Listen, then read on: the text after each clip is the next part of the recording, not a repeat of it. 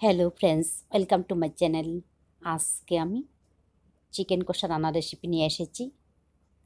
Chicken কষা তো অনেকে অনেকভাবে রান্না করে থাকেন, তবে এইভাবে একবার রান্না করে খেয়ে দেখবেন। ভাত রুটি দুইটার সঙ্গে কিন্তু এর স্বাদ অসাধারণ হবে। তাহলে চলুন দেখে নিই চিকেন কষাটা আমি কিভাবে রান্না করব। চিকেন কষা রান্না করার জন্য আমার লাগবে আলু। আলু না দিয়েও কিন্তু রান্নাটা করা যাবে। তো এইখানে আমি বড় দেখে একটা আলু ছোট ছোট টুকরো করে কেটে নিয়েছি। এরপর এর মধ্যে হলুদ লবণ দিয়ে আলুগুলিকে ভালোভাবে ভেজে নিতে হবে। তো 4 থেকে 5 মিনিট সময় নিয়ে আলুগুলিকে ভেজে নেওয়ার পর এখন আমি এইগুলিকে নামিয়ে নিচ্ছি। একই তেলের মধ্যে দিয়ে দেব টুকরো করে কেটে নেওয়া 2টা পেঁয়াজ। এখন পেঁয়াজের কাঁচা গন্ধ চলে যাওয়া পর্যন্ত কয়েক সেকেন্ড ভেজে নিতে হবে। তো পেঁয়াজগুলিকে কয়েক সেকেন্ড ভেজে নেওয়ার পর পেঁয়াজের কালারটা চেঞ্জ হয়ে গেলে এখন আমি এইগুলিকেও নামিয়ে নিচ্ছি। পেঁয়াজ আলুগুলিকে ভেজে নেওয়ার পর আবারও কড়াইতে দিয়ে দিলাম সর্ষের তেল। তেল গরম হয়ে গেলে এর মধ্যে দিয়ে দিচ্ছি কুচি করে কেটে নেওয়া 4-5টা কাঁচা লঙ্কা, একটা পেঁয়াজ, দিয়ে দিলাম আস্ত গরম মশলা। এখন এইগুলিকে নাড়াচাড়া করে ভেজে নিতে হবে। পেঁয়াজগুলিকে ভেজে নেওয়ার পর এবারে এর মধ্যে দিয়ে দেব আদা রসুন বাটা মিলিয়ে 1 চামচ। এখন এইগুলিকে আবার একটু কষিয়ে নিতে হবে। আদা রসুন বাটা দিয়ে এইগুলিকে 1 মিনিটের মতো কষিয়ে নিয়ে এবারে এর মধ্যে দিয়ে দেব 400 গ্রাম মুরগির মাংস।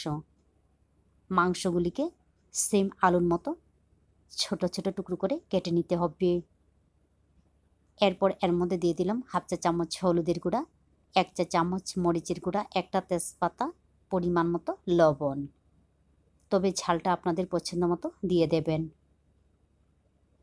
এইগুলিকে ভালোভাবে মিশিয়ে নেওয়ার পর কম আঁচে ঢাকনা দিয়ে রান্না করব। তো প্রায় 20 মিনিটের মতো কম আঁচে রান্না করে নেওয়ার পর দেখুন এর থেকে তেল আর জল দুটোই কিন্তু বের হয়েছে। এইভাবে কম আঁচে ঢাকনা দিয়ে মাংসগুলিকে ভালোভাবে কষিয়ে নিতে হবে।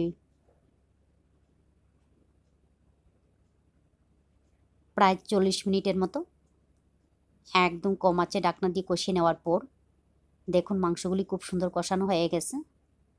আর মাংসগুলি প্রায় 80 থেকে 90% সিদ্ধ হয়ে গেছে। মাংসগুলি যখন 80 থেকে 90% সিদ্ধ হয়ে যাবে এবারে এর মধ্যে দিয়ে দিলাম ভেজে নেওয়া আলু, পেঁয়াজ, দিয়ে দিলাম টুকরো করে কেটে নেওয়া একটা টমেটো, একই সঙ্গে দিয়ে দেব ভাজা মশলা। এইখানে আমি 1 চা চামচ আস্ত জিরা, 1 চা চামচ আস্ত ধনিয়া, একটা শুকনা লঙ্কা, একটা এলাচ, 2টা লং, 1 টুকরো দারচিনি, 2-3টা গোলমরিচ শুকনো খোলায় টেলে গুঁড়া করে নিয়েছি। এখন এইগুলিকে মিশিয়ে নিয়ে একদম কম আঁচে ঢাকনা দিয়ে রান্না করব ভালোভাবে সিদ্ধ হওয়া পর্যন্ত। তবে এই সময়ের মধ্যে মিশিয়ে নেওয়ার সময় বেশি শুকনো হয়ে গেলে 2 থেকে 3 চামচের মতো জল দিয়ে মিশিয়ে নিতে পারেন। একদম শুকনো শুকনো বা ঝরঝরে হলেও কিন্তু ভালো লাগে না, হালকা একটু ভিজা ভিজা থাকলেই ভালো লাগে। তো আবারও 20 মিনিটের মতো একদম কম আঁচে রান্না করে নেওয়ার পর মাংস আলু ভালোভাবে সিদ্ধ হয়ে গেছে, টমেটোগুলি একদম গলে গেছে। এবারে এর মধ্যে দিয়ে দিলাম কিছুটা ধনিয়া পাতা কুচি, দিয়ে দিচ্ছি 1 চা চামচ বাটার।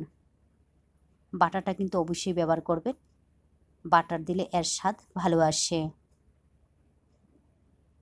এইগুলিকে আবারও মিশিয়ে নেওয়ার পর 1 মিনিটের মতো কম আঁচে রান্না করব, তাহলে ফ্লেভারটা ভালোভাবে মিশে যাবে। 1 মিনিট পর ফিরে আসলাম, আমার রান্না সম্পূর্ণ রেডি। এখন আমি নামিয়ে নেব। এইভাবে মুরগির মাংস বা চিকেন কষা রান্না করে ভাত রুটি দুইটার সঙ্গে খেয়ে দেখবেন ভালো লাগে। ভালো লাগলে অবশ্যই লাইক, শেয়ার এবং সাবস্ক্রাইব করবেন। আপনারা ভালো থাকবেন, সুস্থ থাকবেন আর আমার নিত্য নতুন ভিডিও দেখবেন।